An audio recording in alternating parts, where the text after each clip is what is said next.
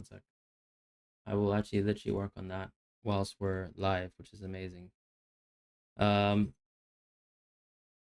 you want to do the intro? Oh, yeah, okay, we are live. Okay, hi everyone. So, We are. welcome to episode 7 of the FPL Script, which is our Gaming 4 preview.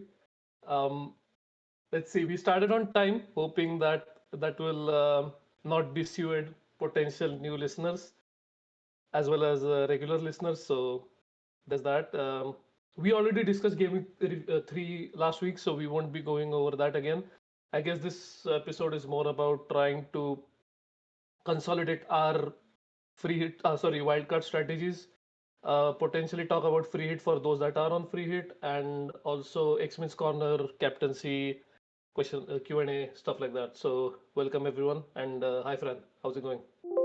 Yeah, it's good. Change the background to the video because that's what we do live. Also to credit two Hall of Famers, right? Napstars and Aaron, alongside Marvin, our long time. I don't know. Maybe he should be in a hole by himself, but yeah, shout out to all those supporters. But yeah, I mean, like we're here. I'm a bit poor compared to most on the wild card. Also, because I completely messed up, accidentally selling Reinders and my bank value on him, and I'm most likely gonna wild card back into him. But yeah, that's kind of the update for this week, right? You've used Okay. your bench boost, haven't you? Um, Yeah. so I think one thing we wanted to discuss is like the popular chip strategy of wildcard 4, bench boost 5, free hit 6, which is kind of the draft that I presented here.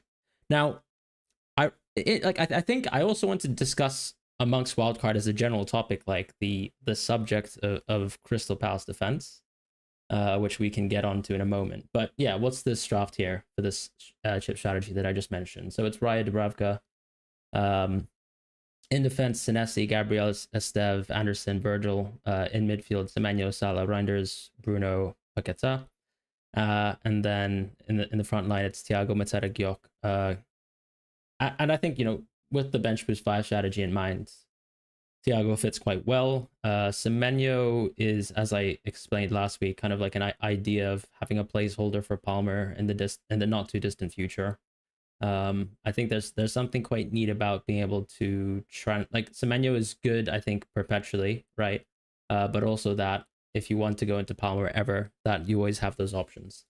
Um, and then like Paqueta for me is a lock. So these are kind of like these are the types of souls that come out like on the minutes that I have certain players at. Like Reinders and Paqueta to me are locks because I just think they're kind of 90-minute players that like their peers at this sort of price point, in my opinion, do pale in comparison. I don't think Reinders is some guy who's going to get CBIT and an open play GA, but I think the open play GA plus the minutes are there for him.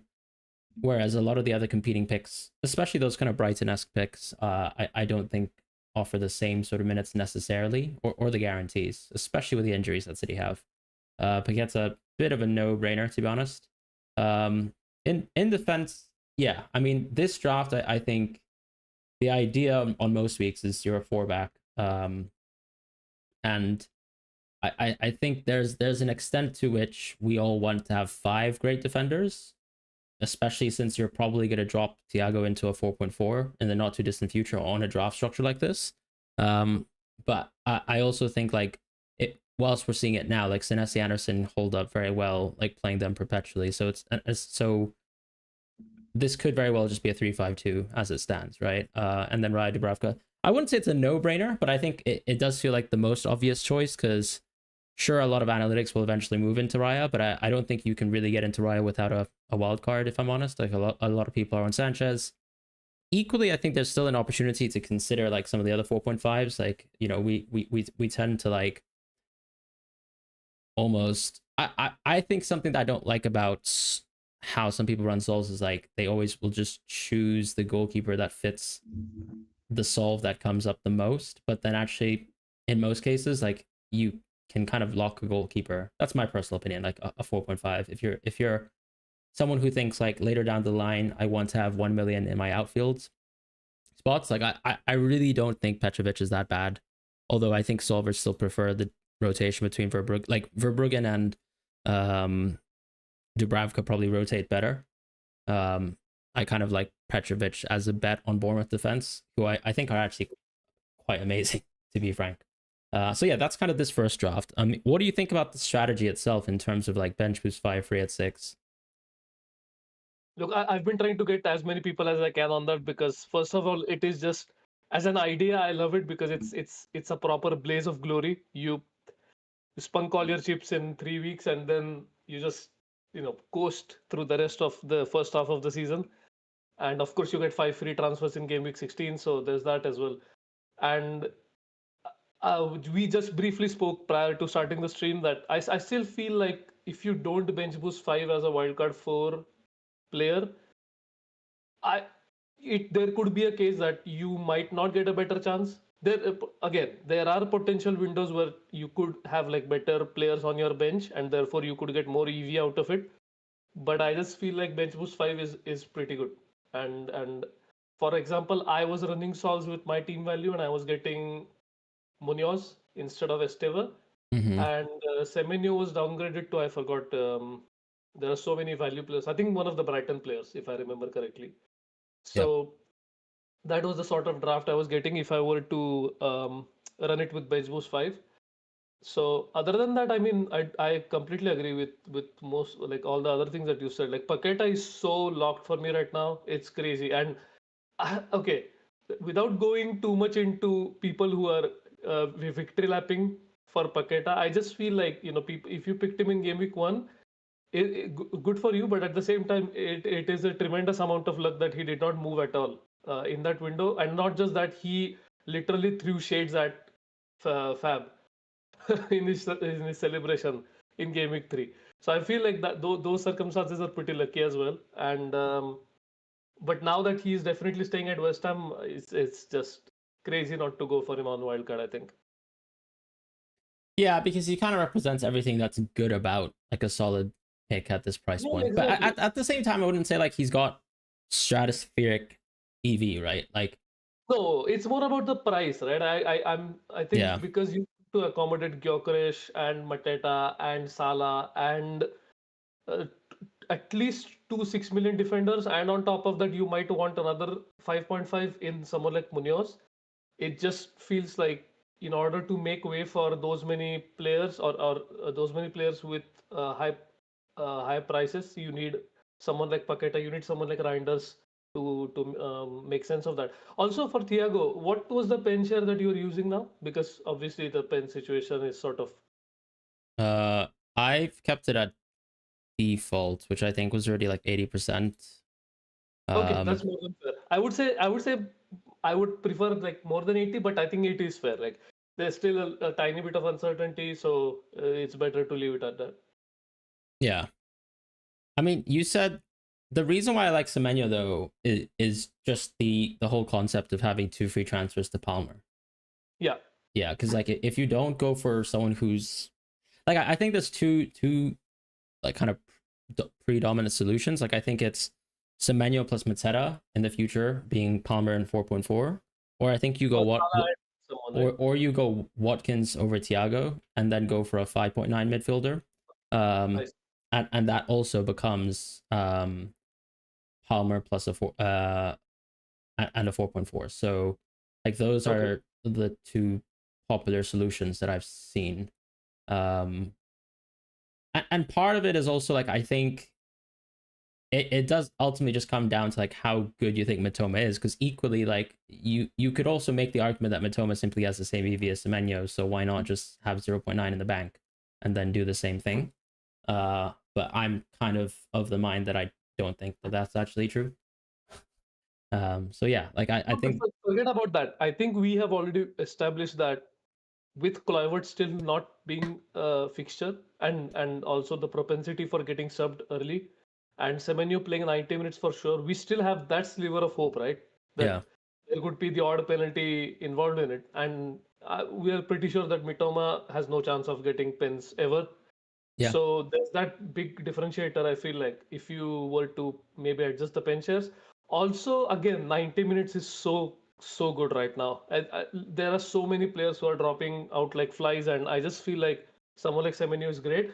The only concern I have is the price efficiency, right? And I do get your point with 7.4 is still cheap compared to maybe someone like Rogers, who doesn't have like the same allure in terms of expected value at all.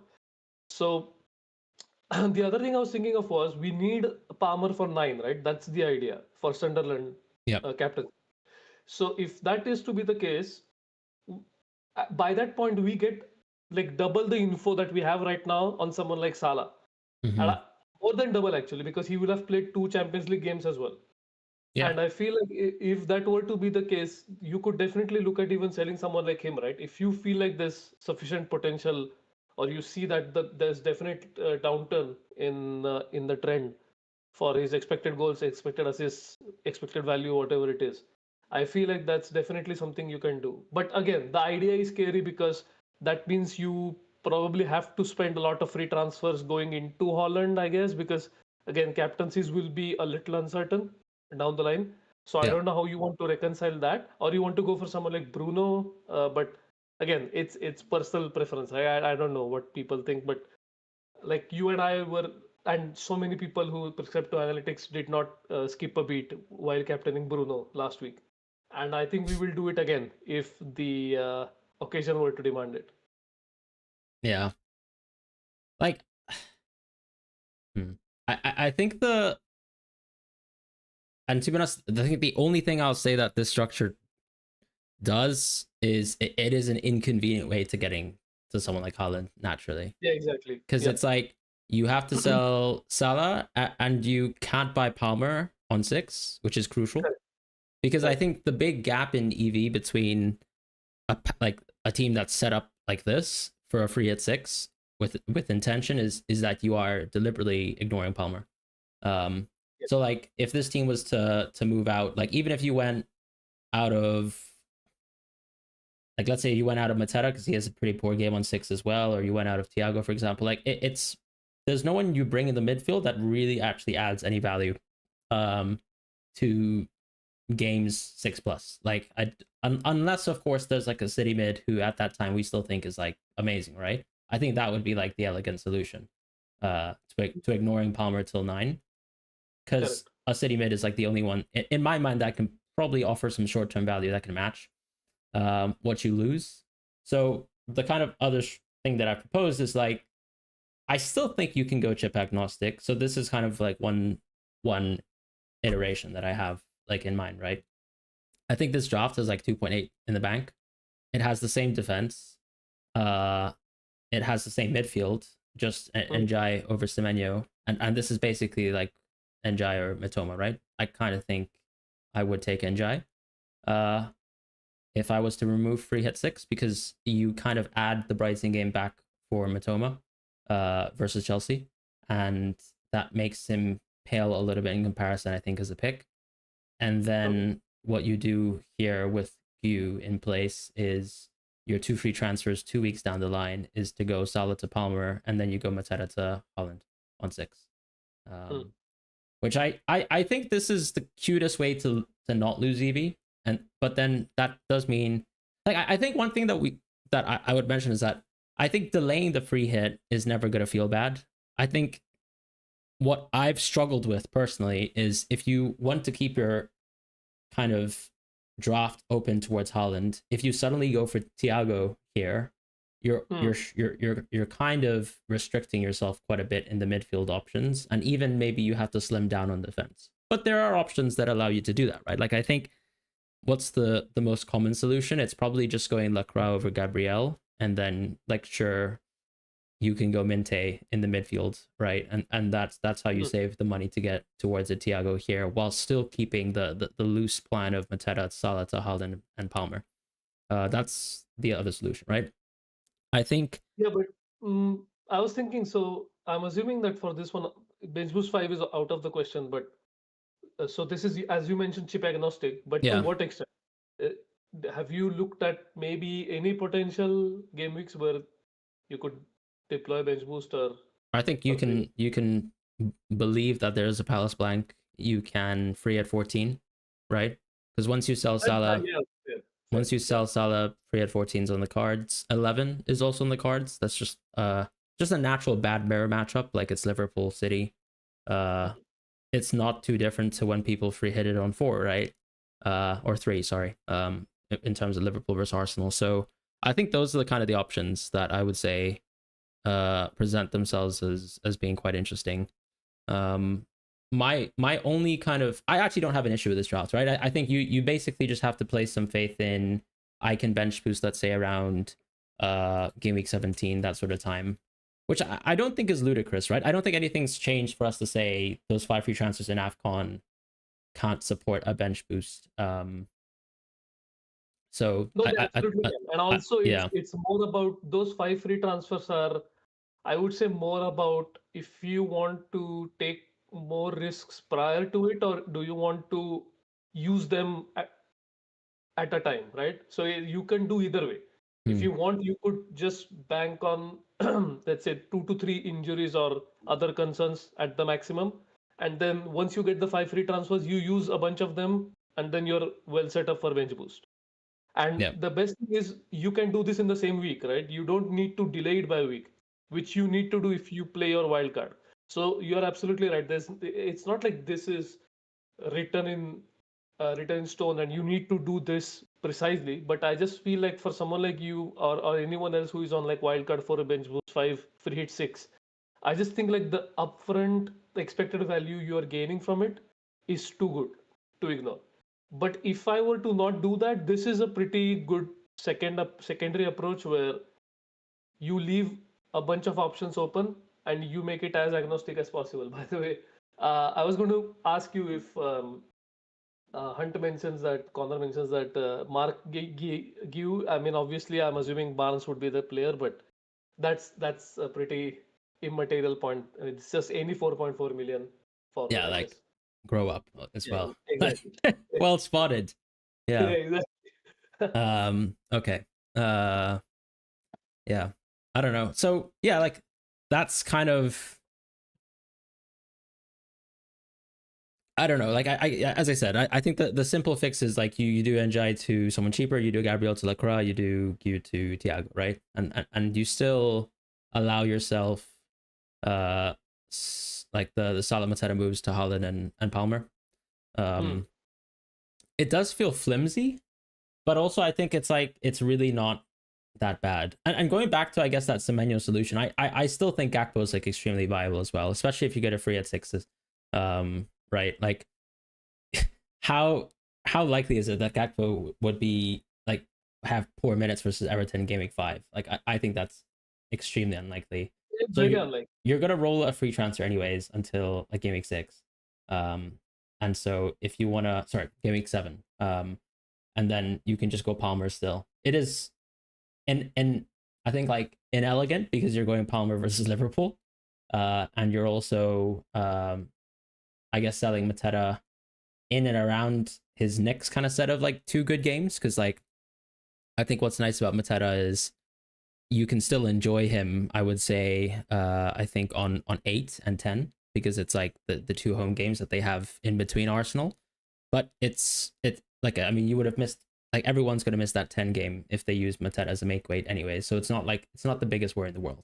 But just something that I've thought about as well, really, in terms of those 2 free transfers. And equally, some people would just want to shop free for 3 transfers. But for me, as I said, like one of the other big questions that I have asking myself is like, how good is Palace defense? Not in terms of like expected clean sheets, but then I guess like on review, for example, projections, like do I think Lacroix might be an underrated player at this moment in time? Like I think my answer would be yes, because I kind of like the way that I'm charting this is I look at someone like Tarkowski, and then I also compare him to, say, like the EV of like a Lacroix, for example.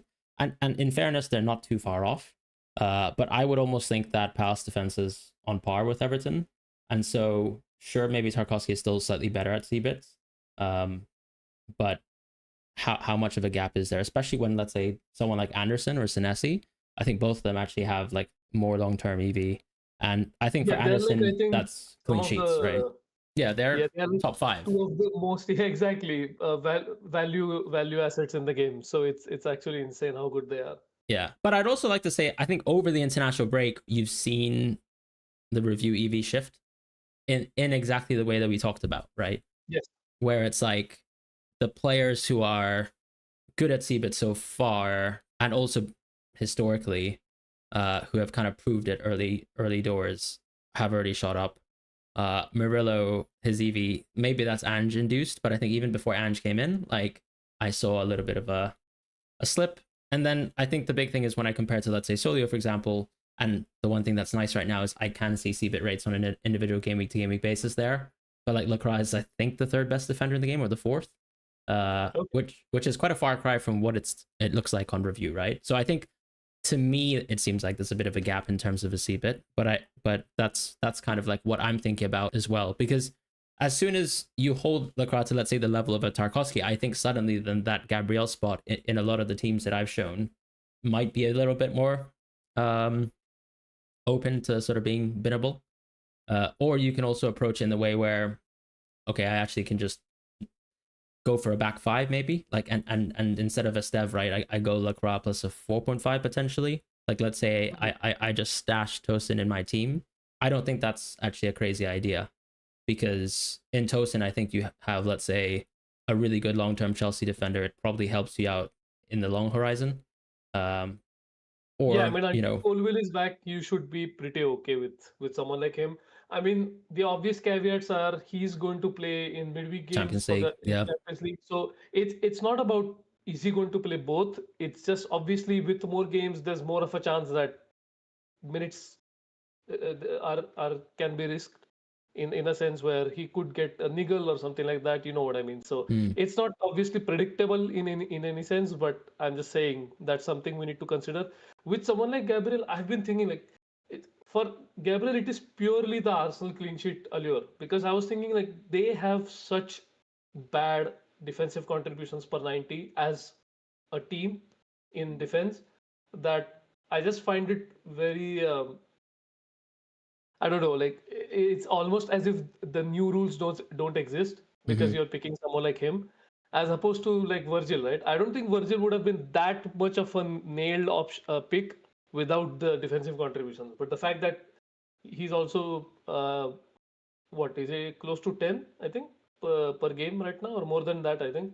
So that's actually pretty good. And if that sustains, I mean, it's going to be tremendous to have someone like him in the team already. Yeah.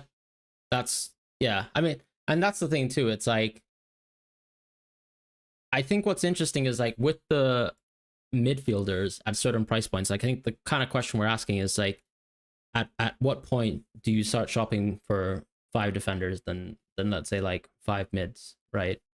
Um, and the way I see this is almost if you were to, let's say, run all the players in the game, then filter by a certain price point who comes up. Like Virgil, for example, is actually the best 6.0 player in the game. Now, obviously, there's the classic difference of like you can only you can save 0.5 always on defense, right? Because of the 4.0 defender. But I think the kind of thing that we're talking about now is like, would you rather a Thiago or a Jorginho? Or would you just go with someone like Gabriel, for example? And then also at cheaper price points, like, do I suddenly think, for example, like, especially like Tarkovsky actually has better EV than, let's say, maybe like Minte on defaults, maybe Jorginho after you taper his minutes a little bit. So at that point, it's like, do I rather just shop for those 5 defenders? And if I think, for example, Lacroix is better than, let's say, how review is projecting him, just even ever so slightly, right? Then I probably care so much less about even maybe my midfielders too. So that's something that I've just been, thinking, ruminating in my head. Because if I go Estev, like I'm kind of, he's just a bench boost piece at this point. I don't even think his CBITs are that good, and that will. I mean, I'll follow this season long. Yeah, I was Uh, going to say that is a little bit strange to me. Like whenever I filter for 4 million, and obviously he shows up at the top. I mean, in yeah, fact, if you were to sort by value per billion, Esteva is like I think top 5 yep. because you obviously have Hey, goalkeepers and hey, then you know what's interesting? yeah, I checked like maybe 5 days ago. Ekdal, right? okay, Who is his center back pair? Yes. has smoked in on CBET so far, like absolutely smoked him.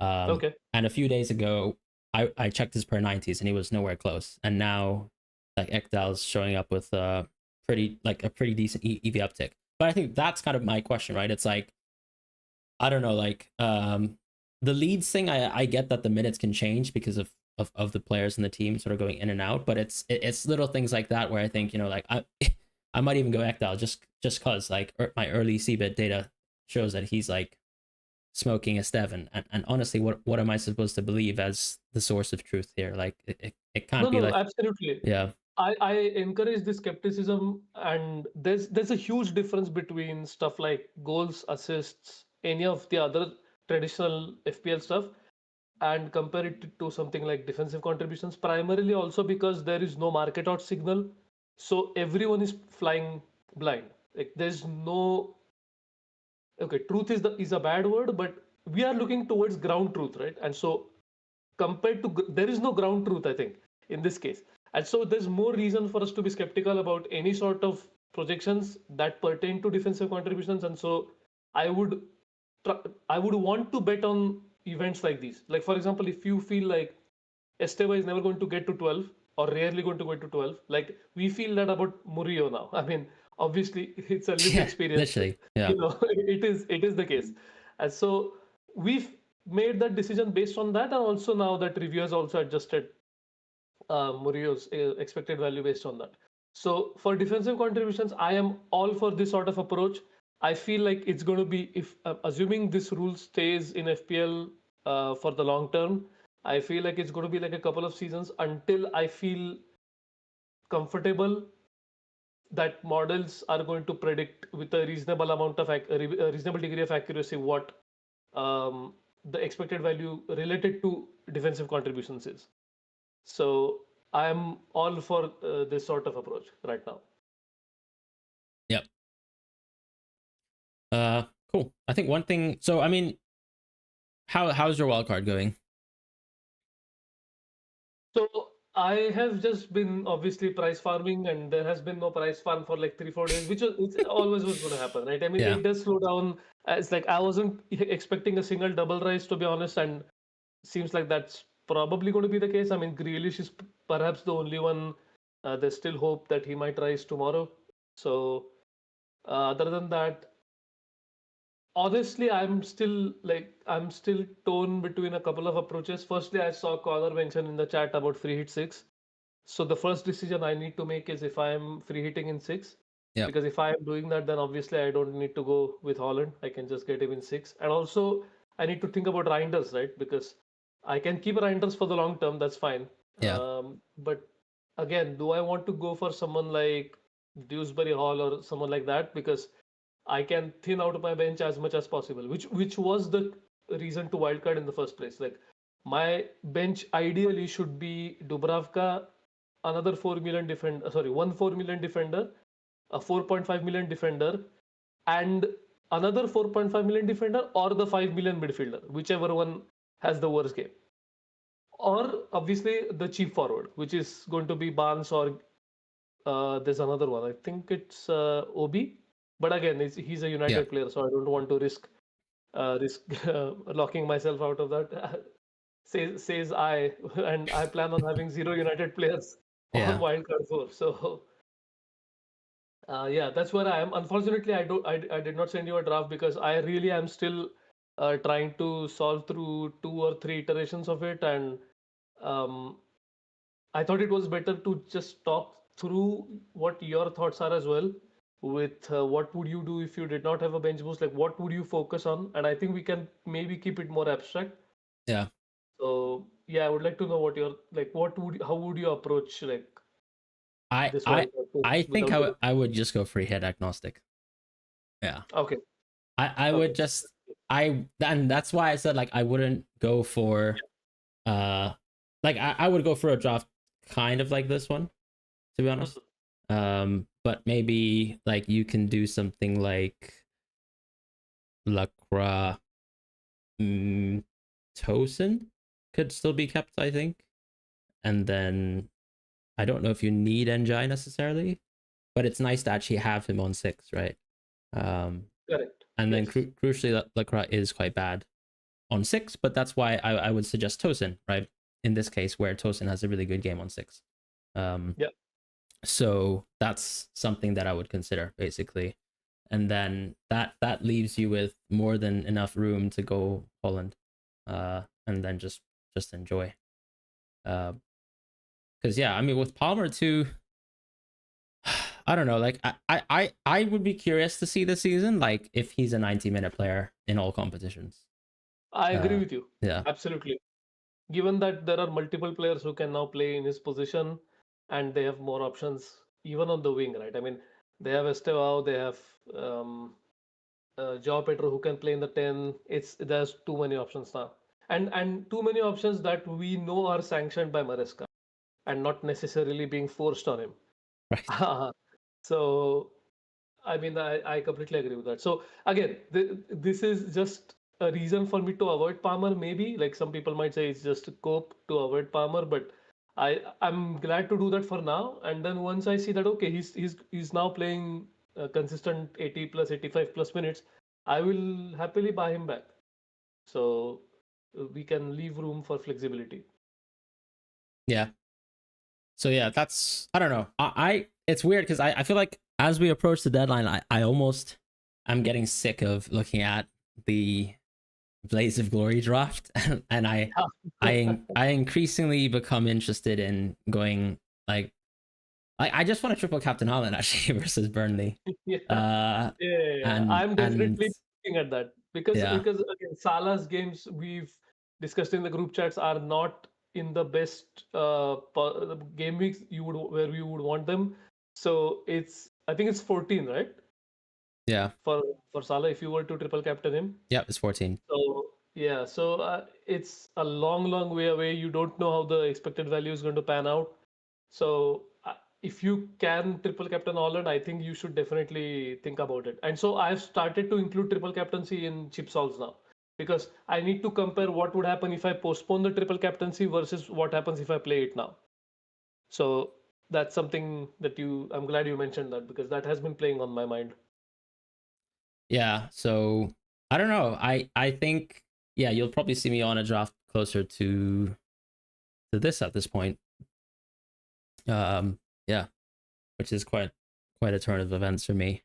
Or equally, like as I said, that kind of Lacratos dynamic instead of Gabriel Esteve, and then maybe going Anderson, and then still going Thiago would still that would still set me up for bench boost 5, and that would still set me up to get rid of Mateta and Salah for 6. I think Yeah, that makes that's total sense. yeah, that's kind of the plan that I have. Anyways, other people are also looking at free at 4, so I've just kind of cooked up a free at 4 draft. It doesn't feature the Prince of Sweden, I suppose. But yeah, it's got Holland, Mateta, Hugh, which is this is a 4-4-2. Barnes, Salah, Reinders, Gakpo, Lacroix, Munoz, Burn, Virgil, and then Anderson as your auto sub, which I think is just amazing, and King as your auto sub in midfield. Pope, Dubravka. So you've got some stacks here, right? Double Palace defense, double Newcastle defense. I think with the clean sheet odds this week, I think I would definitely just take the like.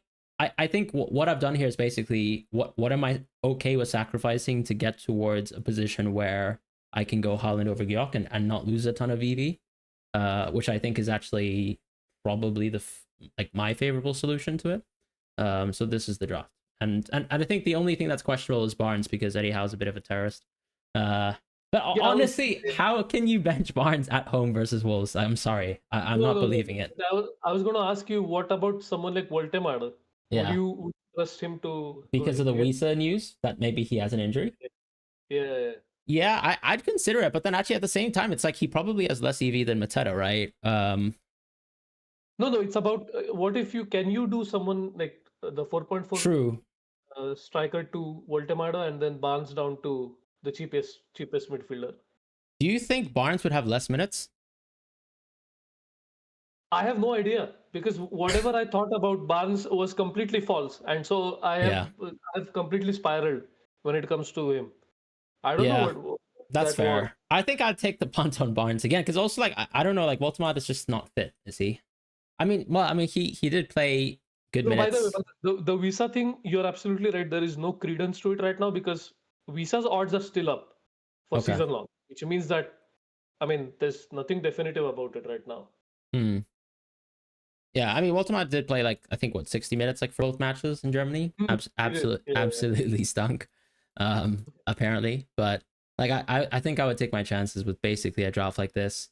And honestly, for Reinders, I think part of it's just like kind of looking at the injury situation, thinking that they can line something up. Like maybe Reinders in the 10-ish, versus Man United. So that's kind of what it is. Okay, so sorry, I missed this. Mail is saying that Visa is ready to play according to how. I mean, if that is the case, then definitely I would think about getting Visa. I'm not gonna lie. Instead of someone like Barnes, Yep. yeah, because neither are probably going to take penalties, given that Share is fit. So I don't know. Dude, there's no way I believe Shara's taking a penalty over Wisa. I'm sorry. Okay, yeah. I mean, There's no all way. I'm saying is no. I'm Yeah. saying you're covering 100% pen share in any Hmm. case. That's all I'm saying. Yeah. Although this has burn, right? Over Shar, who's like 5.5.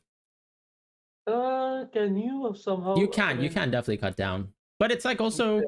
but why though? So it's like, I almost think if you want to spend more money in this draft, I'd probably just go.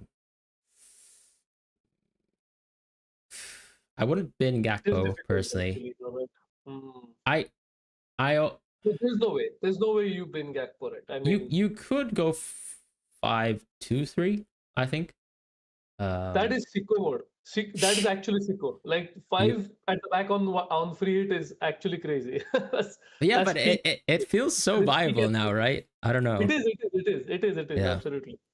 Because it's Yeah. like Munoz Lacroix up there, even Gabriel's up there, like, and he's like, well, he is cheaper than Barnes, anyways. And he Mm. probably provides more EV per million than Reinders in that case. As I said, I think you almost have to bank in that there's like a bit of a sweetener with Reinders potentially with this like one-off injury, for Marmouche. Oh, by the way, both Kuna and Mount are not fit, Okay, and they are out for a number of weeks. So, which means that I think yeah, grinders should get some sort of expected value boost, at least in my mind, even if not on the review. So, right. Yeah, and also it's like a pretty good justification for me pressing wildcard, right? Thank God.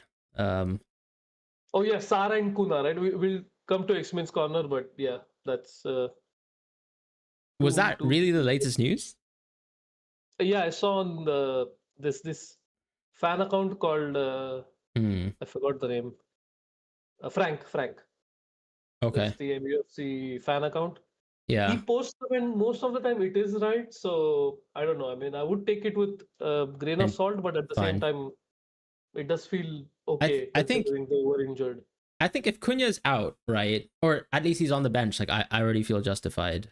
Um, but yeah, you're right. Ben Jacobs. Oh, to be fair, he's a pretty big journalist, isn't he? So, No. That's okay. So he was quoting Ben Jacobs. Okay, then yeah, that's yeah, yeah, yeah. yeah, Ben cool. Jacobs apparently has reported it, although I don't know Yeah. where exactly this was reported through his account. So, because I've just seen City Chief. Mm. Uh, yeah, you know what? I will take that. After a pretty painful week. Cool. We aren't scared to start Tosin. What is that like a response to the wild card? I don't know. It's Yeah, like I guess we're talking about Tosin, right? Yeah. I just think. I mean, to be honest, maybe Snake FPL can speak on it because I think from speaking to the Chelsea fans that I've spoken to at this point, and then just my own feeling, like I personally think he'll be fine. I think also like center back rotation is also like one of the most overrated things in like overplayed things in the world as well. Like you just have to kind of think that. Like, to be fair, I mean, I'm trying to think. I'm So going to ask you to look at United's lineups for the last 3 years, by the yeah, way. it's a bit different though because it's like Yeah. although they've kind of normalized a bit, haven't they? Like you kind I of do mean, the same thing now. You play pretty much yeah, the Ligt but Yoro Shaw, and then you just do a Maguire sub like every yeah, game. but last season or even the season before that. Basically, Lisandro Martinez keeps getting injured, and so True. there's no Yeah. stability in the back line. So, but you're right. I mean, also for City, right? City has been going through so many centre back partnerships. Like Diaz got benched out of nowhere. Yeah, So I but don't know. that's also just like an injury case situation. I feel I don't know. Obviously, there's like Okay, there's weird weeks where like he benches Diaz for no reason. he is overrated, so I do get that. But yeah, I Like wish he would bench him more. Ruben Diaz Yeah, yeah, for sure. overrated like since he accumulated a lot of injuries. I cannot believe No, he did win Player of the Season once, right? that's what I'm saying. That's why. Yeah. Okay, That's that why. was crazy. Yeah, exactly. It's because he's such a good blocker of the ball. Ugh. No. All right. Shall we move into some biz? Yes. All right. Cool. So we have the season long goal projection trends, and I wanted to start with this other than the usual graphic, just because um yeah, I kind of thought why not spice it up a bit. So do you want to walk us through what we're looking at here? Yes. So this and the assist whiz is for Forest before Ange was announced and after Ange was announced, as well as the new additions. So this is just to check if there has been a change in trends after Game Week 3 ended and obviously today. So if you look at these numbers, you can see like because Palmer has now been seen in training, his numbers have gone up because there's more of a, I guess, assurance that he will come back to play sooner rather than later. Even someone like Saka is steadily going up because again, I think the sentiment is he will get close to like 10 to 11 goals, and so like however he wants to get them, they will sort of bounce back. The strangest thing was like Chris Wood, right? So Chris Wood hasn't gone up, and that or neither have most of the Forest players. So that makes me think that okay, maybe they are waiting to see how they play in the first game. But again, I think the first game is the worst game to get any signal from it because it's against Arsenal. So I don't know what sort of signal you're going to get for the attacking team versus the Arsenal defense. But we can keep tracking this for Forest players especially because I feel like that will give us a better sense of what they expect or how they expect Ange to change things up in both attack and defense. But defense we obviously can't track here. We'll have to track through change in clean sheet odds. Yeah. I don't think there's like any gigantic trends I outside mean, of we like started go down by like 2 goals, so I think yeah. that's kind of like I think it's more of an adjustment to how they see all of that planning out in terms of Mm-hmm. Voltemada and Visa. But other than that, you're right. I mean, it's not like there's Do you huge. know exactly which day that went down for him? Because I don't know, it might be the knock or I don't know. Like No, no. yeah. Oh, you're talking about yes. So I believe you're actually right. It could have. So on September 3, Mm. Visa was at 9.5. On September 4, he went up to 10.75, and now he's back at 9. So you might be right about that. That there's maybe some more uncertainty about how his minutes are going to be, at least in the first couple of game weeks. So Yeah. um, yeah. Other than that, I mean, I kept Gakpo in here because it just to show that there's no reason to panic right now. There's like markets are not reacting at all, and I mean they shouldn't be because that's not how the business works. But at the same time, for someone who wants a reassurance to go Gakpo, I think this is as good as it gets from a market standpoint. Yeah. I'm actually I mean I spoke about Semenyo, but yeah, I think Gakpo's pretty elegant as a punt, but that will be interesting. Yeah. And then we have almost like the kind of key trend charts, or key shifts. But yeah, I mean like I think in terms of changes, even from like last week where we discussed that iteration of the Yeah, graphic. not a lot. So the only thing I did was I tried to include FPL relevant assets more than some sizable moves, I guess.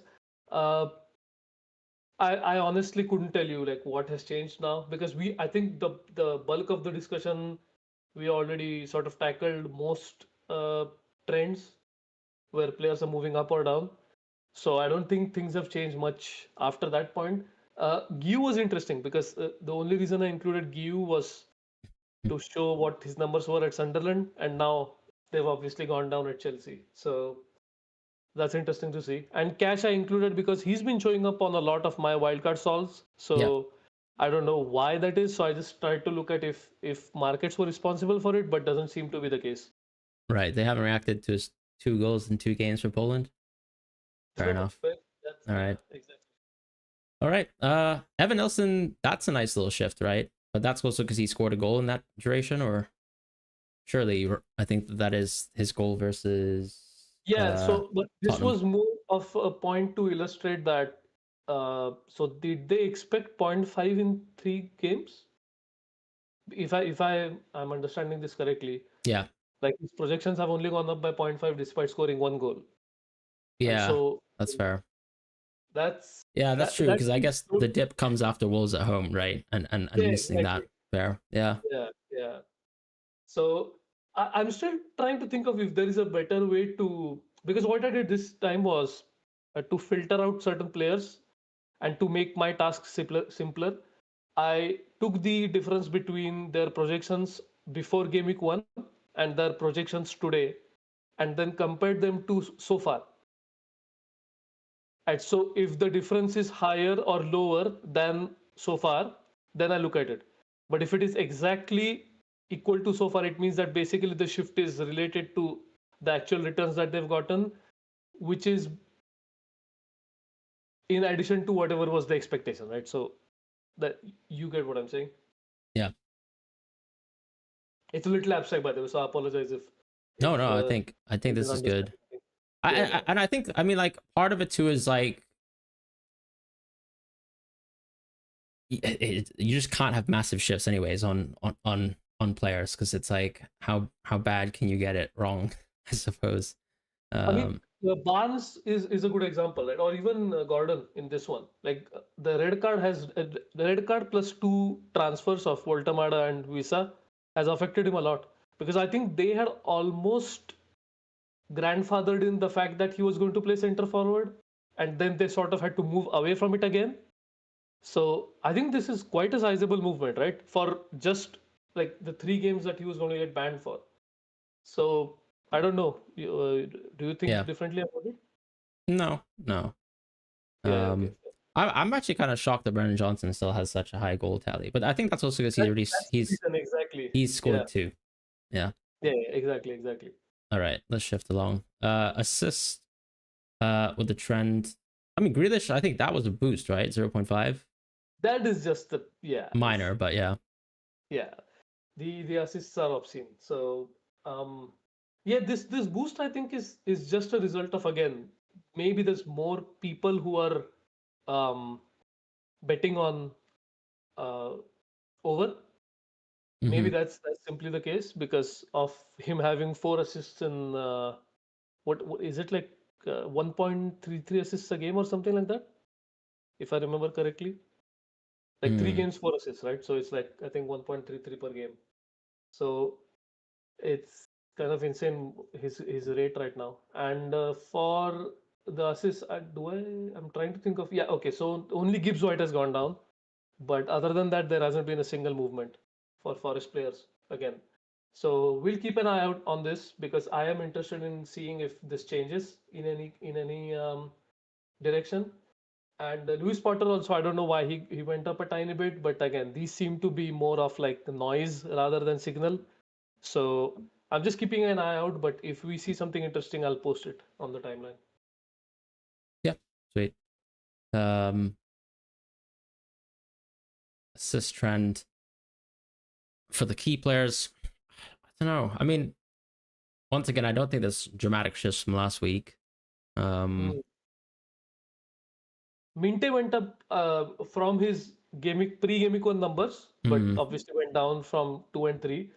So it's just interesting. Like I see a lot of interest in buying him. Obviously, more from an analytics perspective rather than just in general. But overall, I just feel like markets are pretty steady on him, which is I think always a good indicator if you want to buy a player like him. It's just the defensive contributions I think are way off any certainty right now. I don't think there's any guarantee he's going to hit them consistently, but it's great to see that he has the potential to hit them because we have so few players in that sort of role who are hitting them at all. So the fact that he did actually hit them pretty easily in the game in Game Week 3, I think, or was it Game Week 2?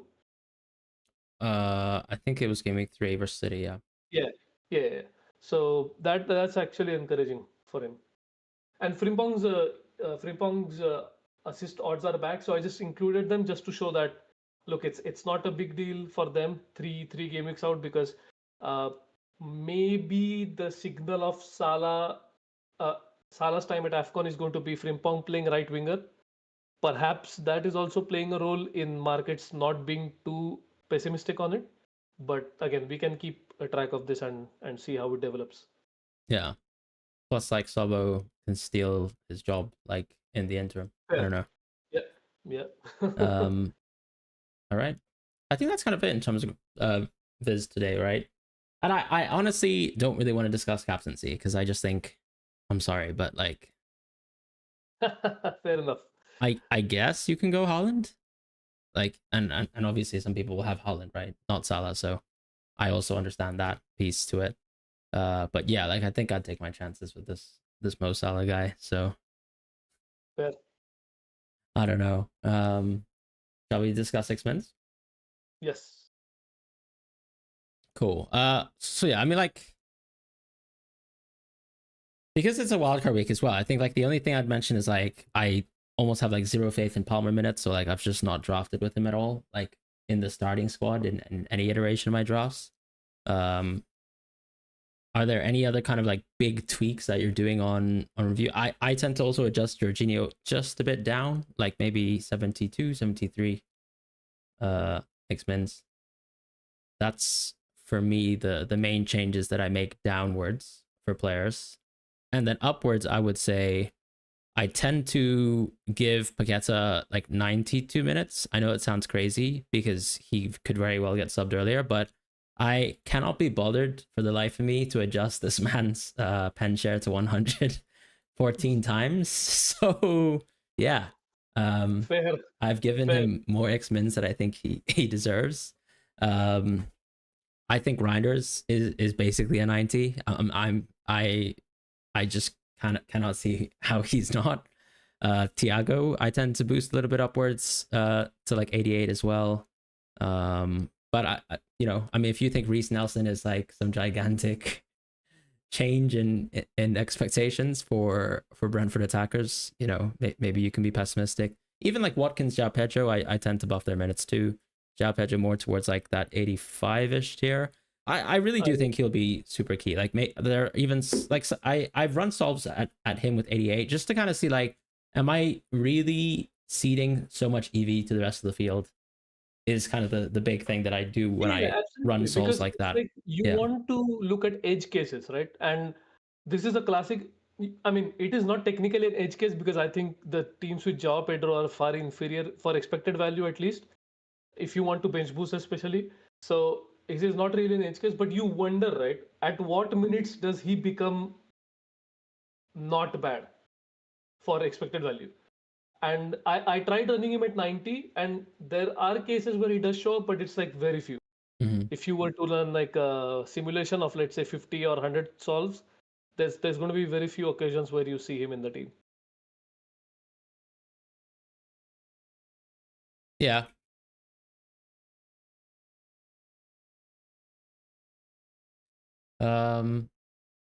Anything that you find interesting particularly, like on I guess Yeah, we can go Brighton mids. Do you want to do that?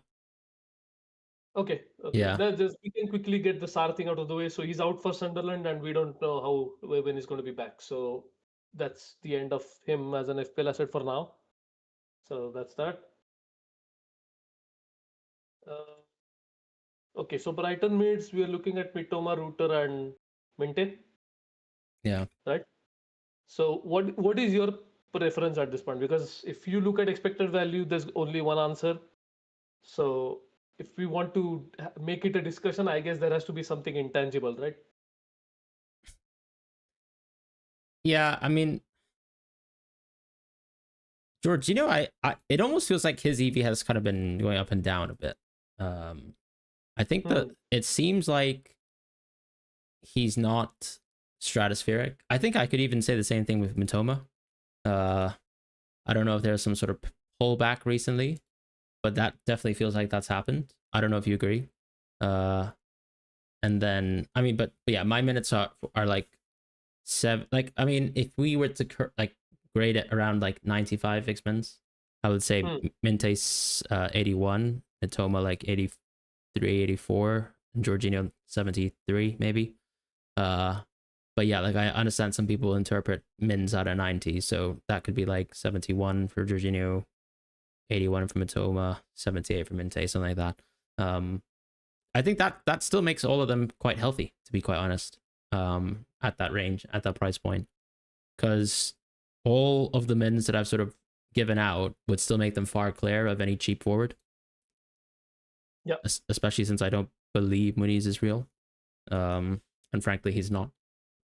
Yeah. Also to note that Gambia didn't qualify for AFCON, so Minte would not be traveling during that time period. So important to note that they are on an even keel. It's not like we have to include the fact that Minte is not going to be available or something. So True. given that, I think your minutes are pretty good. Like I would probably use the same. Maybe I would slightly nerf Jorginho's minutes because I just feel like this is what the situation is very unclear to me. If it was a medical thing or if it was an injury, then okay, fine, he could be back and that could be the end of that. But the fact that Hursler continues to be so opaque just makes me think that I would rather make it like 68 or 67. Wait, but he Just played that, last match though. no, he did. All I'm saying is there is no explanation though, right? Why he missed the Oxford game and why he missed the Gameweek 2 game. Yeah, So, that's fair. I mean, one thing I'll say is he did the post-match interview, and he said he worked his butt off to get to that game. So I think he wasn't super fit, but it does seem like he's like surely with an international break, like I think he's like good to go now. Yeah. Also, he came on and they scored 2 goals to win the game. So I mean, yeah, it also helps that Welbeck is absolutely trash, and I've said it from day one. So yeah, that's just a huge. Like I don't know if Jorginho drops to 5.8 before the wild card is locked. I think I'm there. just so that I can, just because I find it funny as well. By the way, a question I wanted to ask is like, okay, there are a couple like edge picks, right, on the wild card. Let's say a Munoz, right, or a Raya, who's going to rise in price. And I understand some people think it's like Raya is locked on the wild card. I personally don't agree, but like these players are going to get one price rise. Would that incentivize you, for example, to have a draft that incorporates those players who have that one price rise out of 2, right? Because you know you could actually be, I guess, also building team value, and maybe you don't lose that much EV anyways, like for having these players in the draft. That is, because something that I did realize I had a blind spot about, which was that you might not get 2 price rises, but like you said, even 1 price rise for a player you want to keep on wildcard, right? So you also have to think about that fact when you're price farming. And I think this is going to be that case where.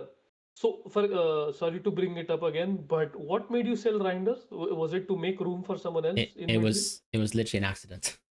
Oh, okay, fine. I didn't even realize I pressed like make transfers. I was just drafting for fun.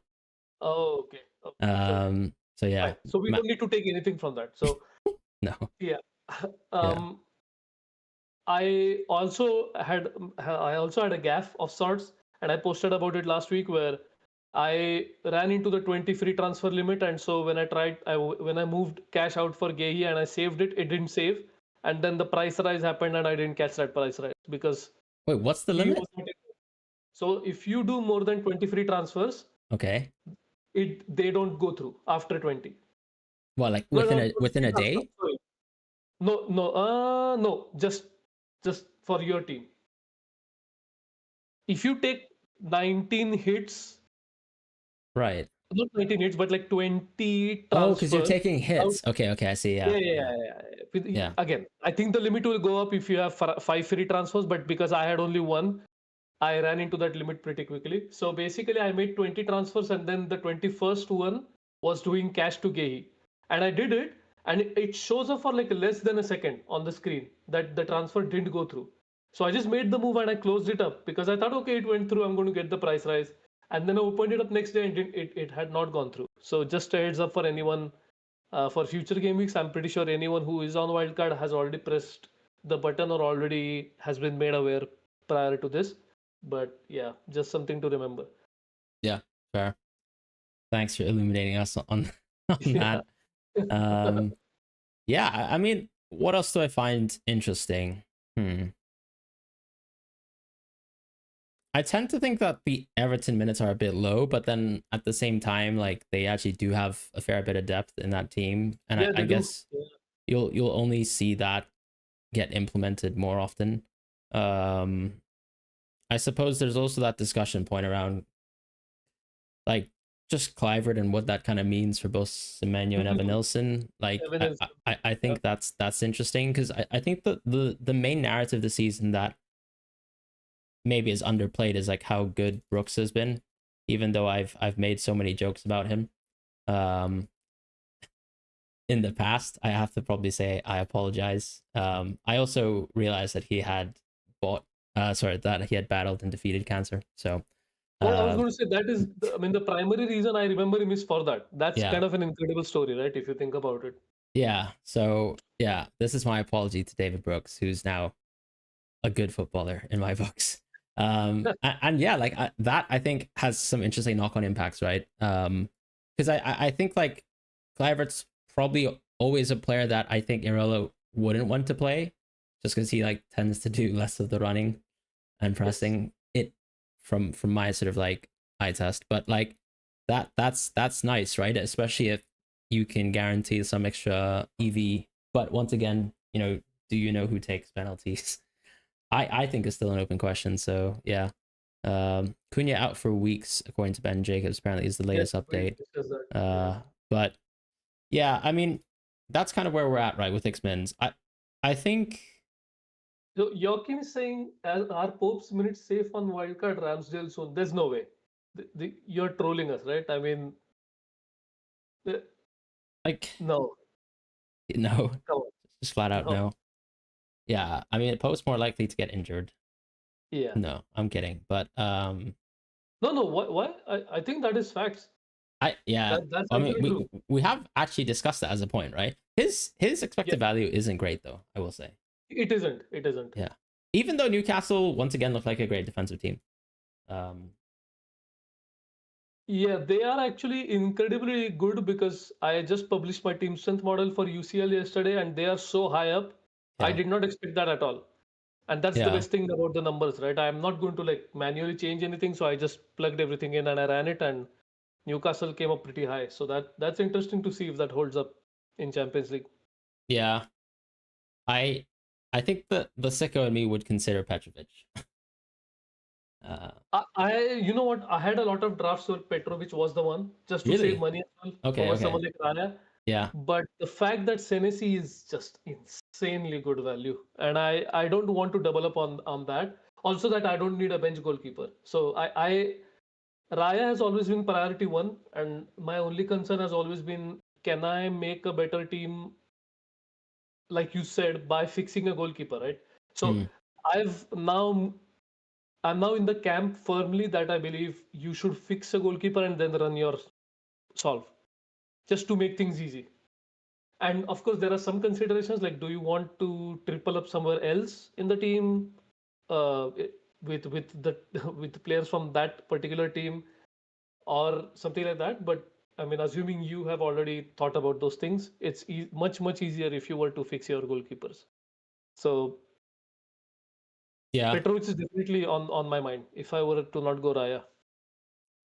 Yeah, he's very interesting because I do think that Bournemouth like early doors just look like such a well run team still. And then it's like do I really care at that point? So yeah, that's something I've thought about basically with just going Petrovic, because it also might allow me to do things like I go if we've already discussed like dropping Gabriel for Lacroix, right?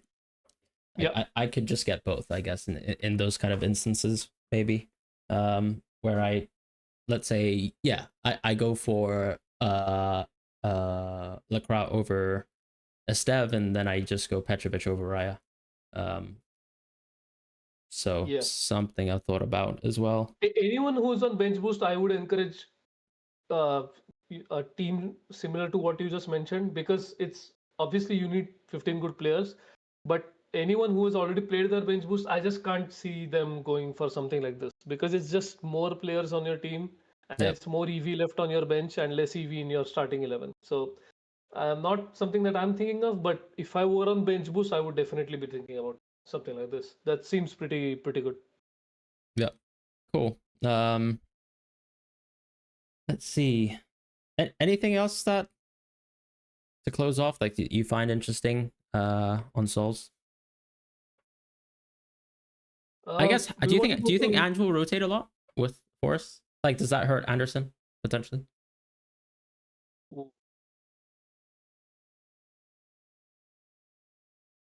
Yes, but I'm not going to nerf his minutes right now on the Yeah. review, because I still need to see how they are being nerfed in the real life before I do that. And like you said, for especially for players I don't own, I like to be more pessimistic that I have misjudged their minutes and they are higher than what I think they will be. So I tend to run them at a higher rate than they even not turn out to be, but what I think they will turn out to be. So I don't know if you think differently, but that's where I am right now. No, I mean that pretty much makes sense. Yeah, I don't know. The more I the more I think about it, the more my brain hurts with the wild card piece, um, which is helpful actually. Yeah. It's just so uncomfortable. Like I forgot how bad it was wildcarding in an international break. It's just like there's nothing. You just price farm and then all of a sudden you have to make 15 decisions like Yeah. 5 minutes before the deadline. It's insane. And we're gonna get a lot of information tomorrow, right? Which suddenly like could change the direction of like how we draft so much, which I find incredibly annoying, to be honest. I think it's helpful that Palmer seems like he's out. I don't know if that's something we discussed, but apparently he's not been pictured in training. At the same time, I think Chelsea have become a bit better about not Information. revealing anything Yeah. with regards to a player. But I just think there's enough like of a track record from Maresca, like almost protecting information from coming out from early Maresca days, I would say. Like I think last season was almost a descent to terrorism really with him, because Yeah. there were so many, like, yeah, I think there were instances where suddenly we arrive at a game week and Palmer has been injured, right? Yeah. uh Exactly. things Exactly. like that, whereas at the start of the year I think he was quite forthcoming. But yeah, like I just Wait, tend to think didn't that happen to Palmer when he was 5.5 million as well? Like I remember against Brighton, I think with he missed out Pochettino, the I game. think that did happen at some point in time with Pochettino. Yeah, under Pochettino. But okay, there's nothing to do with Maresca. But I'm just thinking like I felt like a deja vu of this happening prior to it happening in Game Week 3. So okay, Yeah. Game Week 2, sorry, not 3. No, but like I just think you're gonna manage his minutes. He tends to do that anyways. Like last year, Yes. he had a baby blanket anyways because of Conference League football. Uh, and I think the idea that he's gonna be back and playing perfect minutes, I think is a bit ludicrous. So we'll see. Yeah. Do you want to go through chat and see if that inspires something? Certainly, let's do that. Uh,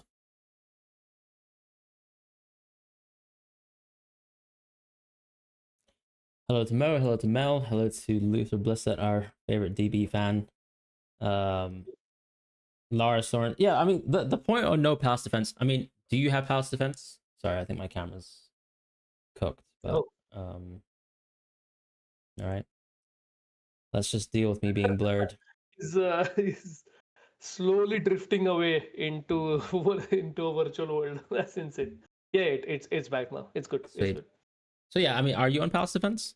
And how Yeah, much? one for now, and seeing how I can probably get two because now that SAR is no longer real, I can actually double up on them. Did you actually really think Sarv was going to be real?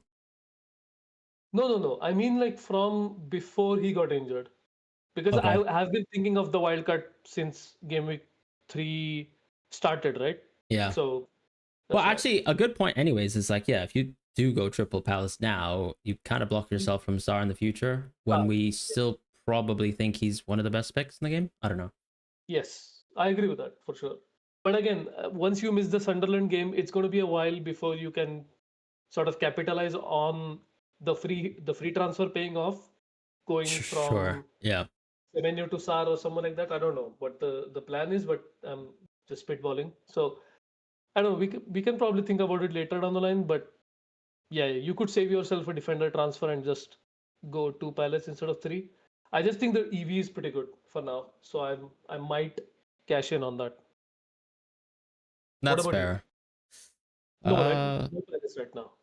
I have Other than the I have obvious. no palace, but I think it's quite likely that I'll have Lacroix in my team. Okay. I just haven't found, I guess, the perfect draft for me to be able to achieve that yet. And that's something I'm deliberating with. Okay, fair.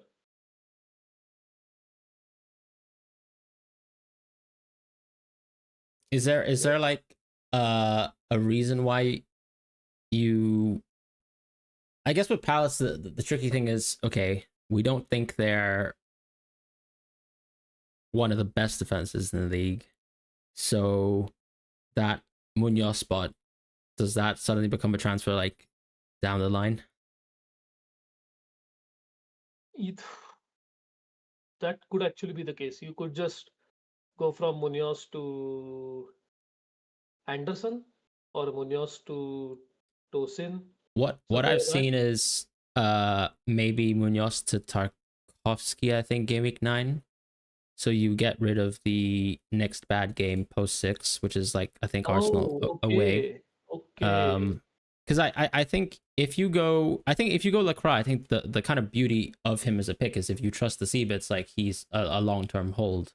Whereas like, yeah, Munoz is more like a fixture driven play. Yes. And obviously this is the run to start owning him from.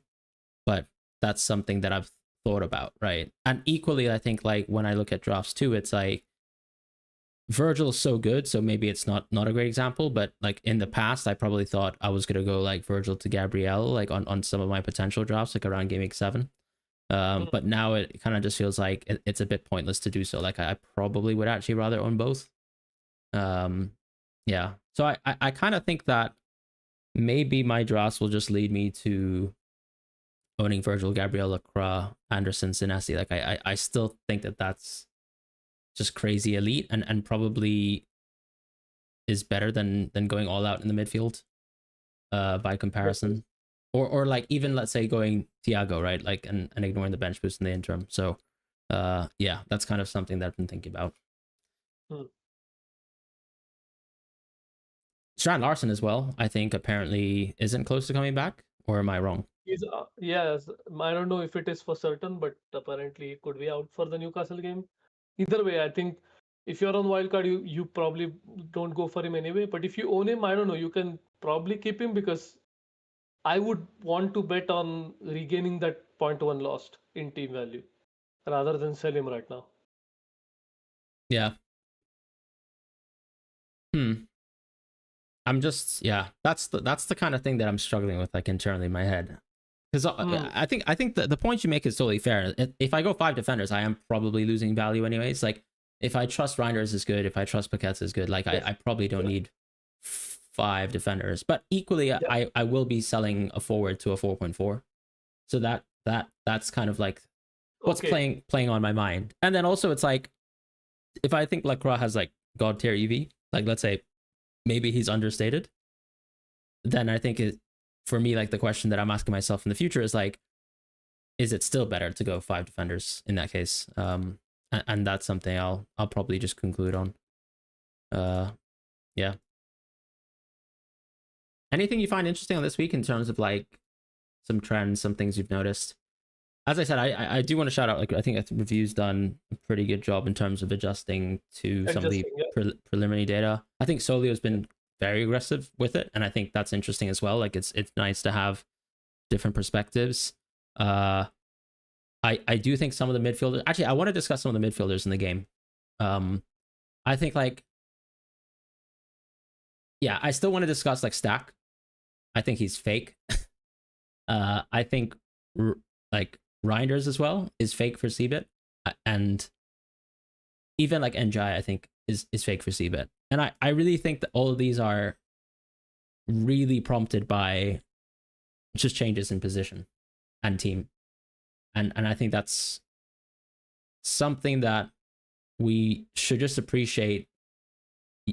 Requires a little bit of manual tinkering, I think, as you look at players who have this change in dynamic, that a model, in my opinion, working in a unilateral way isn't going to appreciate. So that is exactly what I was thinking. So for example, let's assume the most sophisticated model, which is taking into account the opposition team's possession, your team's possession, the opposition team's average defensive contributions per 90, your team's average defensive contributions per 90, your career average per 90,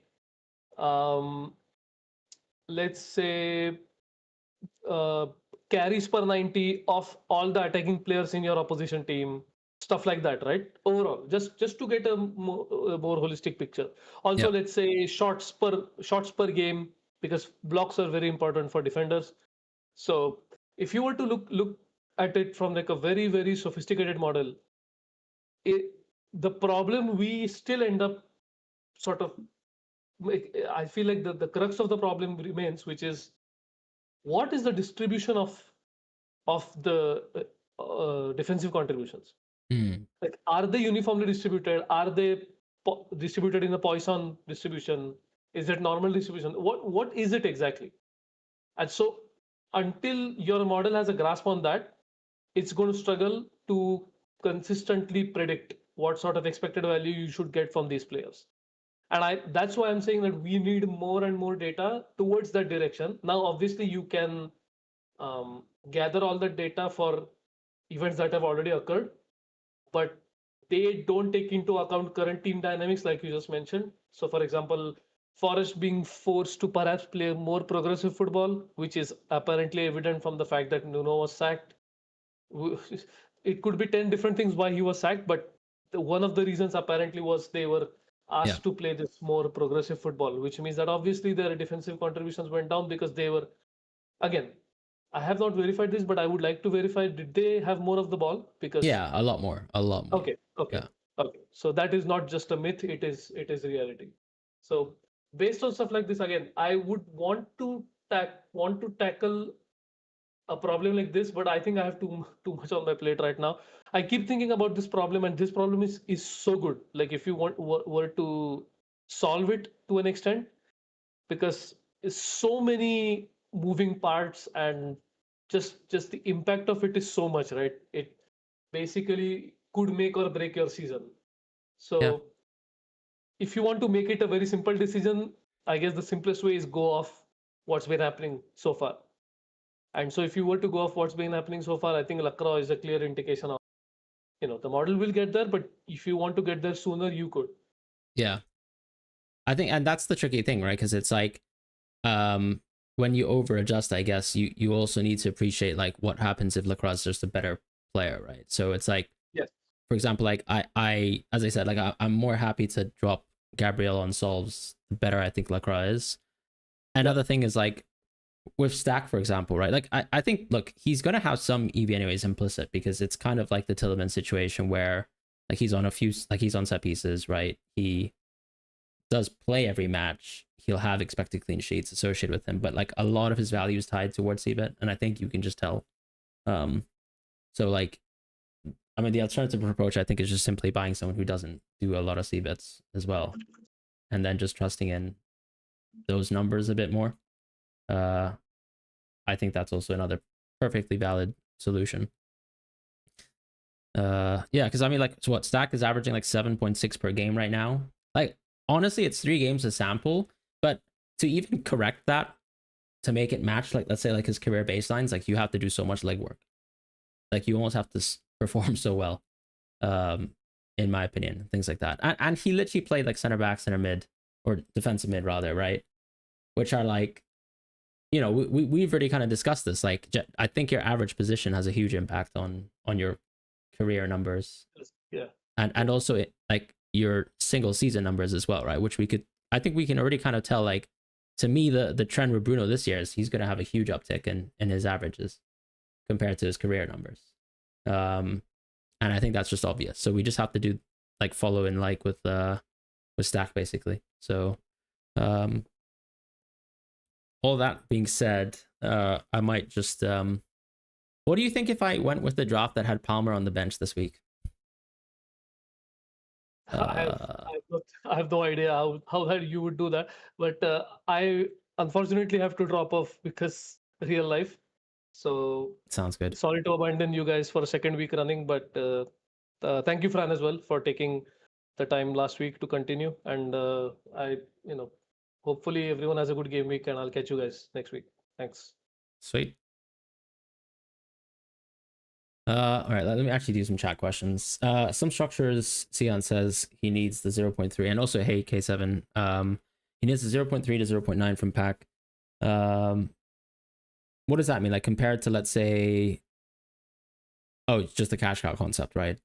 I think just to close on the Crystal Palace piece, I suppose if you go Gabriel this week, then really the only, well, yeah, and I think it's probably worse to own a Palace defender if you go free at 6, right? Because Gabriel is just better, even if he has Newcastle away, like compared to, let's say, Liverpool match for Crystal Palace. So actually, Gabriel, ironically, is probably better in a no free at 6 landscape. But if you free at 6, I think it's closer. As I said, it comes down to just, to me, I think actually the argument that I find most often is just Gabriel versus Lacroix long term. As opposed to Munoz. Like, I think I'd pick Gabriel over Munoz most cases. K-Sound says, is Reinders and Haaland all we need without free in 6? Yeah, like if you're not going to free at 6, I think definitely that's all you need. I still actually really like Ryan Aït-Nouri personally. But I am sure there's a point in time where Guardiola will come back to us. And equally, I think the City defense just doesn't look that good anyways. So like, when you look at that team, I think the scary thing at the start of the season would have been, okay, I think Aït-Nouri is, first of all, an insane attacker. Doesn't have much scope to get CBIT, even though I recognize he did do it one game. And then if he has like good defensive baselines, then of course you feel a bit better, right? But I still think the same trends that we've seen last season are there, where City is just not a very good defense at all. And like, they're effectively just adding additional data points to us thinking they're bad compared to the incredible baselines from a couple years past. So I almost think that Aït-Nouri is like not as scary as a pick, right? Even if he's like a 90-minute player still. So yeah, I definitely agree with that general question and answer. Is Shadon on a swing? I guess he was moving a lot. I tend to move a lot as well on stream. But I think part of that is because I'm sleep deprived, and so I'm a bit antsy. Came in, Virgil's being slept on. Yeah, I definitely agree. I think he's... I almost think he is better than Gabriel, but it just almost still comes down to, is he going to hit his DEFCONs, right? Because that's really the gap between the two. And it probably is the case that he could surpass. Triple captain Palmer game week 9. You know, I almost still think Burnley is the team to target anyways, so I'd probably prefer a Burnley game than a Sunderland game. Let's see a couple game weeks on, like how the expected kind of goals allowed numbers progress for both teams and how we think about them, even from a modeling perspective. But that's, I guess, my general intuition, right? Just watching them play versus United and thinking like, oh my God, like how many opportunities they actually got to me, I would just take that every single time.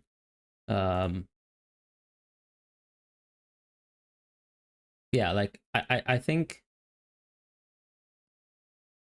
Evan Nilsson looks like a better option now. Are we talking about Thiago or just in general? Yeah, I think Evan Nilsson's a great option. And to be fair, he's probably under spoken about.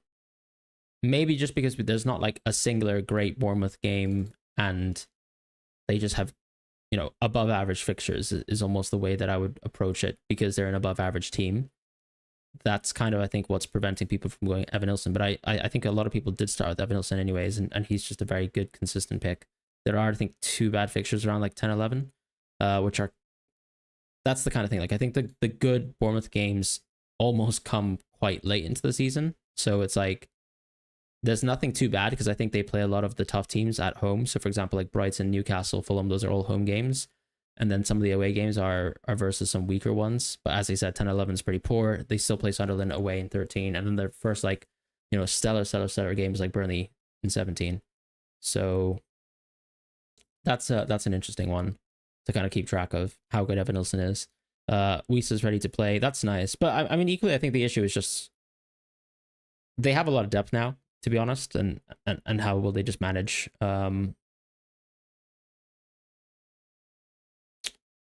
Oh, William, you're saying you should just write it as rest of season expected goals per game. But the issue, William, is when you chart, let's say, the player projected graphics, is that you have so many players there that don't play every single match, and I think it's maybe a symptom of things like AFCON, for example. So you have to like discount theoretical AFCON games. You also have to discount the simple fact that some of these players are like players who start games and then get benched for others. So I like, what's a good example of that? Like a Fulham forward, as we discussed last week. And then there's the niche cases of, I guess there is an aspect of the markets also reading into that certain players are currently injured and therefore have their numbers docked. So we don't know when the player comes back. That's one thing. And then equally, there are players who just long-term always are a bit more injury prone. And I think there must be an element of the markets reading into that. But actually, if you can, for example, own a player and they play 90 minutes and they're actually amazing with really good underlying stats, that probably actually is like, you would expect that they would get a concentration of the goals over a certain run of games. And then there's also the fixture piece, which we don't really want to color over. So yeah, I think it's helpful in terms of just understanding what the baseline of a player is, which is sort of what we're trying to do, as opposed to charting, I guess, like how good they are right now. Bit of a tricky thing. I mean, more like I guess we're charting the baselines for right now as opposed to truly season long, because even though it's a season long graphic, I think it's like based on current information, right? So it's like we know that there can be dramatic changes. Like, for example, as soon as I guess Brennan Johnson gets benched one game, his goal tally could I could see crater, and it's things like that. So we don't want to almost tell you, I guess, what we think the expected goals are. It's more like if you see that someone actually has some really healthy numbers, you see the competing picks, I think you can make that decision for yourself, right? And then also just say that you have, like, let's say, a third-party source of information to be able to say, okay, I feel a lot more comfortable picking this player over this run. Trinity, nice to see you around. Our Pope minutes safe. Yeah, I think we did say that. We did mention that. Sell Cunha to Paqueta and Nico to Lacroix for a -4. I don't mind it so much, but obviously, like, it does feel bad to lose Nico for the next 2 games after that. So I don't know if it's quite the -4 that I love. I also wonder if you can just simply do Nico to Lacroix and that maybe allows you just to play a bench player. I don't know if Cunha's out for weeks. I know Ben Jacobs has reported that he's out, but I don't know if he's out for weeks. So that will be interesting, because obviously I haven't seen his actual report on that. Although if someone actually has the language that he's used, I'd be happy to verify that. Dango Ball is another great pick. I mean, interestingly, he's like, I'm happy to share some of the graph. I mean, I made a video called what we have learned over the international break, and I've shared some unique graphics for myself, but I think I can just tell you, right, like some of the interesting numbers that I've looked through Like Dango, I and Grealish somehow are amazing so far. Like Dango actually is averaging like 11.5 per start, and Grealish is averaging 11.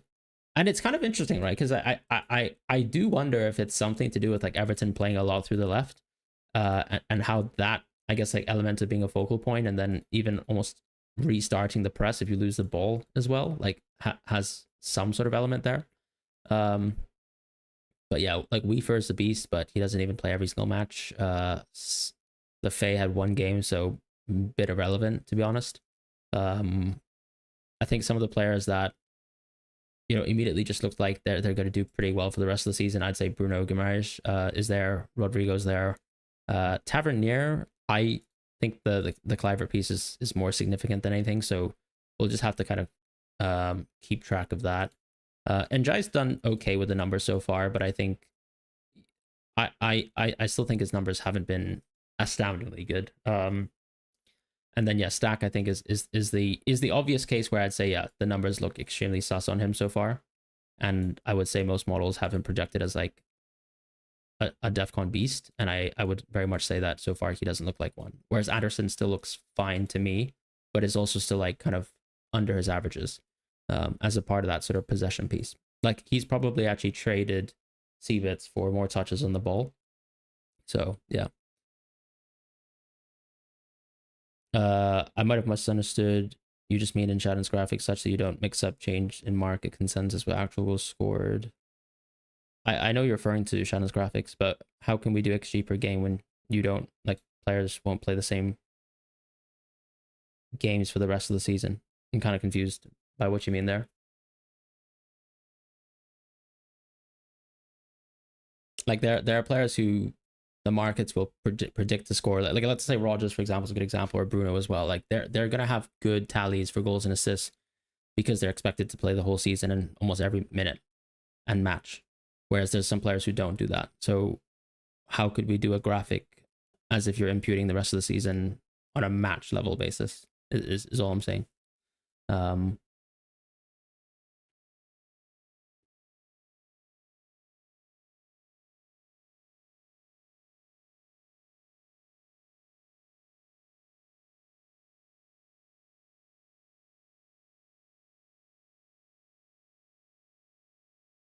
Or actually, are you saying? I guess we'd have to chart the expected goals per game, right? No, but you can't divide by the numbers of game left. That's exactly what I'm trying to say. People won't play the rest of the season at the same rate, right? There, as I said, there are players who play 38 games. There are players who play 34. So actually, it's just more of a statement of almost like for what we expect on a minutes total, what those players are going to do. I just think it would be unfair to the players who actually don't play every single match, and then yeah, equally, for example, like you're going to underrate Bruno or overrate Bruno potentially, or Rogers on a season long chart that does that sort of division of number of games left, compared to, let's say, someone who might have much reduced minutes and is capable of missing matches. Like, for example, I think that, yeah, so for example, we could underrate Muniz, for example, because it's not really the market saying that he'll play 38 games and he's expected to have this amount of goals per match. It's actually, we think he's going to play 3/4 or 2/3 of the remaining season as a starter potentially, and then that baseline there might be quite helpful for you to interpret like how strong he is on a per game basis, especially like if, for example, let's say yeah, I don't know, if Raul was injured, you combine the two, like if Raul had an ACL, like we could kind of almost recalculate the uptick there. But as I said, I think it's like you over and underrate players in a bit of an unnecessary way, I would say. And we don't want to do the correcting on that from a graphic perspective. But yeah, I think that's it in terms of stream. As I said, I'm probably going to, I'm pretty undecided on whether I'm going to free hit. I almost like the idea of keeping the free hit alive, and I also really like the idea of staying flexible to just being able to go for a draft that goes for Haaland.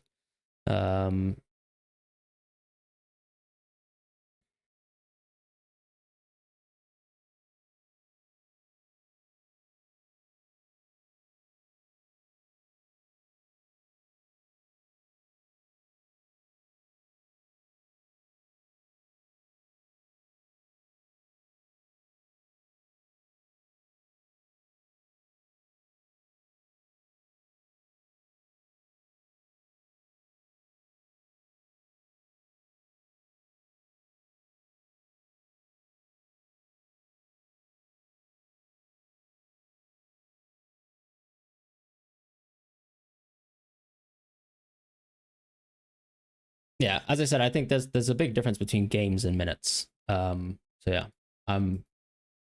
that's effectively what I'm trying to say. Otherwise, I think we're pretty close to. Hopefully, like say, I think if we're 5 game weeks into the season, I think we can probably say there's some pretty significant trends that we can trust, like from a data perspective. So we can probably also like have a bit of a look back, maybe in like 2 game weeks time, how we feel. I know there's also an international break in October, so that's probably just a good time to revisit some of the kind of like current season numbers. But as I said, I've done some of that within my own channel. Not saying that that's extremely predictive numbers, but I think it's good to sort of challenge our notions on certain players at this moment in time. But yeah, I hope you guys have a wonderful week. I'll see you guys soon, and take care.